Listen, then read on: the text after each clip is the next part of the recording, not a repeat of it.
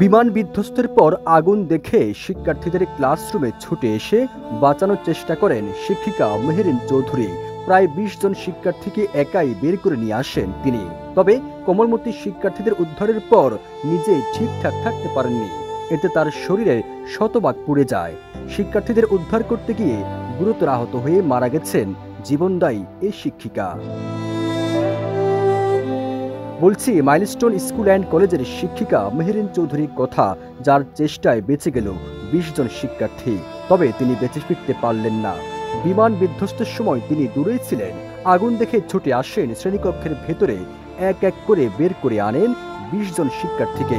তবে এতে নিজেই দগ্ধ হন শতভাগ। আশঙ্কাজনক অবস্থায় নেওয়া হয় জাতীয় বার্ন ইনস্টিটিউটে। সেখানে আইসিইউতে তিনি মৃত্যুর কোলে ঢলে পড়েন। বান্ডেল থাকলে প্রতি সেনমানিতে টাকা বাঁচবে। বিকাশ সেনমানি বান্ডেল কিনে জিতুন প্রতি লেনদেনে। জীবনদায়ী শিক্ষিকা মেহেরিন চৌধুরী প্রেসিডেন্ট জিয়াউর রহমানের ভাতিজি। তিনি প্রেসিডেন্ট জিয়াউর রহমানের আপন খালাতো ভাই মুহিতুর রহমানের মেয়ে। তবে তিনি কখনোই এই পরিচয় বহন করতেন না। বিএনপি চেয়ারপারসন যখন অসুস্থ হতেন নিজে খাবার নিয়ে যেতেন।